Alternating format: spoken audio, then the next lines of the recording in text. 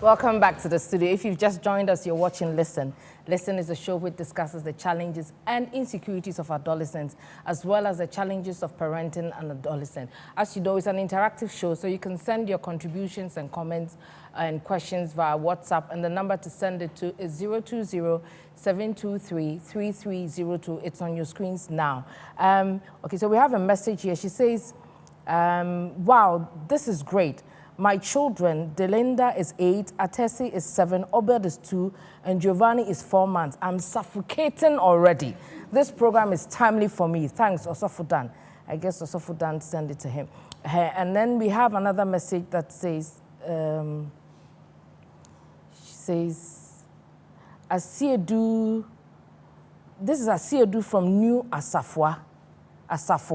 Parents should know that modern day have a lot more challenges as a result of technological advancement. So it behold on parents to have a very cordial relationship with their children, because if they fail to do, the society or technology will teach them to the detriment of their life.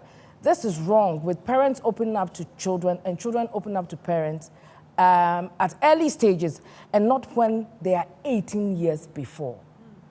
So timing is everything. It says this is from Mary, Mary from Brekuso. Parents should stop telling lies to their children that they've always been good children. Is that true? Yes. And when they were adolescents. Okay, so let me take it. It says parents should stop telling lies to their children that they've always been good children when they were adolescents. Let's tell our children the truth. My parents think they know me better than myself. I can choose to do visual arts. This course matter. I choose to do visual arts in school, and my dad wanted me to offer general arts. Could you believe that my dad left me on campus without paying my fees because I wanted to offer visual arts program? And then we have another one that says, the issue of communication also comes in. We have to develop a two-way side relationship where assumption is not working. So everything clicks and trust is built. But this thing, there's more, okay? It says, I grew up with parents who were hostile to me. As a result of this hostility, it has affected my social behavior. I'm now 30 years, teaching in a secondary school, still single. It's very important that parents establish some kind of friendliness with their kids, because it's formed part of their personality and development. This is from Noble. And then he says, nobody likes a child mode appearance, and no one can keep your child's secret model. Your appearance, okay, the message is not clear. From what Thaddeus was saying, it seems that when they open up and they say something, they have a conversation, an honest conversation with us. Evelyn, they have an honest conversation with you. You don't say anything, you agree, you listen. It's like you are marking time. And 3 months later, they do something and you use it against them. Do you get that feeling in your house? I would say no. Okay. I'll say no. I'm just trying to, with this, I'm trying to figure out whether there's any day I've actually used something that they've told me against them in any way. But I can't really. They are here. Let me ask. Here. Maybe you can ask. Sweetie, have you had that before? No? We're safe? Oh, she's scared. Don't worry. You can come home with me. That one is agreed. So I can't really. It's very scary hearing them say that it's a trap if we decide to have a conversation with them. Sometimes, and with what Rev also said, it makes it even more scarier that if your kid is, or your adolescent or your child is not talking to you, then it is doom, more or less. Yes. So don't feel like that. I don't know what other parents you might be having, but from where I sit as a parent, I would say that we don't have any negative mindset for you in any way. Don't feel, no, it's sad that you are saying that to us, but don't feel that way. It is perception. Sometimes, yes, we might have one way or the other used it against you in a way, or might have said it to you in a way, but that is not the whole idea. We would love you to have a conversation with you. I would love my children to see me as their big sister, as she says, so that you can talk to me about your issue, talk about your crashes, talk about how you... Hey, I want crashes. to have that, oh yes, I want to have all that conversation.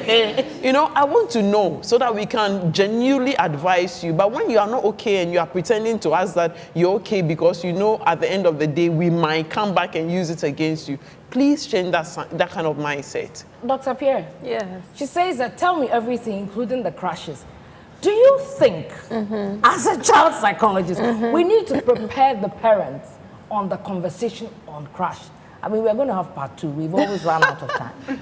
Do you think that parents are well prepared, or your team of specialists will take it upon themselves to prepare parents on the issue of crash?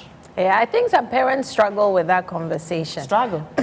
We were just laughing about how someone will come and say, oh, this is my boyfriend. And it's like, hey, you're going to get pregnant. You see, and they've jumped from... sometimes when the child says boyfriend, they have something else in their head. Or when they say, Mommy, I have a crush on this person. What you are thinking as a grown-up, they haven't gotten there at all. Really? Some Is of that them. true? He didn't hear any good. He said, God bless you. Sometimes.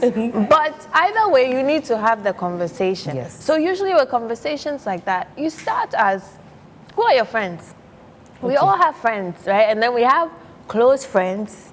Then we have casual friends. Then we have the acquaintances. So friendship has categories. Yes. You see how the topic that we want to do next week is not going to come on. We're going to have to continue from here. And even that is healthy for the child to know, right? That not all friendships are either you're my best friend or my enemy. You remember, Reverend? Yeah. Hook up.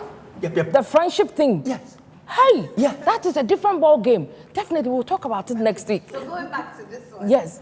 If parents can start just gradually knowing who their close friends are, by all means, the crush will come in. Okay. One, especially if you are in a healthy marriage. They're seeing wedding pictures. They're seeing you, mommy is kissing daddy. So by all means, in fact, if you look at what they watch now, all the Disney cartoons from 4 years old, happily ever after, Yes. she goes off with the boy Shrek and and they Shrek. Shrek. So there's no way we can Frozen. tell ourselves that it's not on their minds. It's on their minds from 2-3 years. They're watching They're cartoons. getting crashes. They're getting it. So sometimes you can use those cartoons to start to talk about healthy relationships. Okay, what makes a relationship healthy? No, so you're watching the cartoon with a 2-year-old, a 3-year-old, a 4-year-old, and you have to be able to use that platform to talk. Yeah, and a language that they will understand. So if something happens, oh, that was so mean of her. For a 4-year-old, they understand, okay, that one is not okay. So slowly, gradually, in everything that is happening, you're bringing it up. So when they're watching TV, you're always over their shoulder. Oh, did she really say that? Oh, this relationship, dear, can you imagine? And you're talking about big vocabulary. Exactly. So that they know that it's okay to talk to my parents about friendships, about happily ever afters, about relationships. That has to happen. I have a message. It says, hi, good evening. I'm Samoni Ajete. I'd like to add my voice today. I grew up not knowing how parents' love is, but I got it from uncles and aunties and grandparents. I say parenting could be very beautiful if the parents genuinely understands the kids and also build trust among them. Be friends to your word. Thank you. And then there's another message here. It says, hi guys, I really love this program. My mom is really close to me and my sisters, but I still feel scared of her.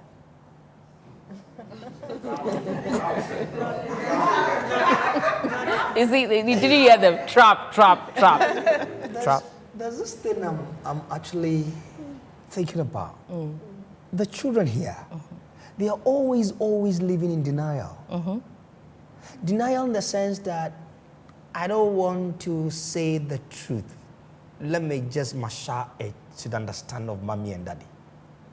Really? let me give you a typical example. If it happened today, Mommy was coming to me, there, the lady with the pony, something on top, for this very program. And when she came, I said, "Are you looking good?" And Mama saying they proposed the chair. I said, Daddy, what are you talking about? But I was showing that you dress well, you look decent. Is there any man who also said the same thing? But she denied it. For my thinking, I just want to say that, has anybody complimented you on this very dressing? Yes.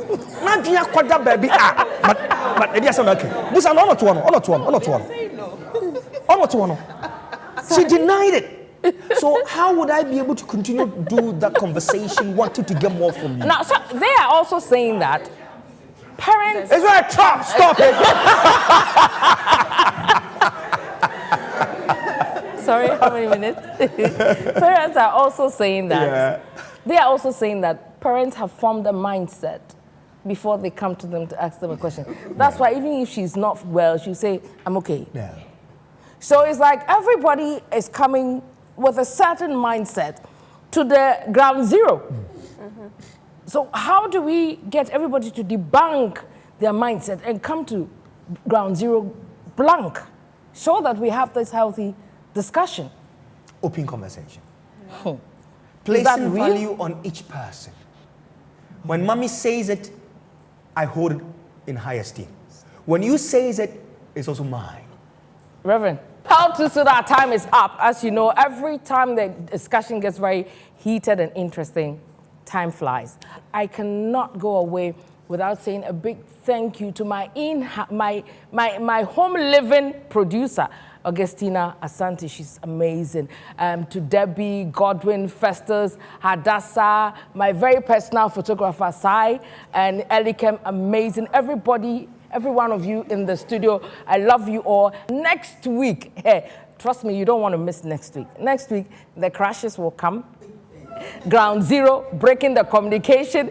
As always, I'm Natalie, your host. Stay tuned with us next week as we bring you another edition of Listen. I did mention my name.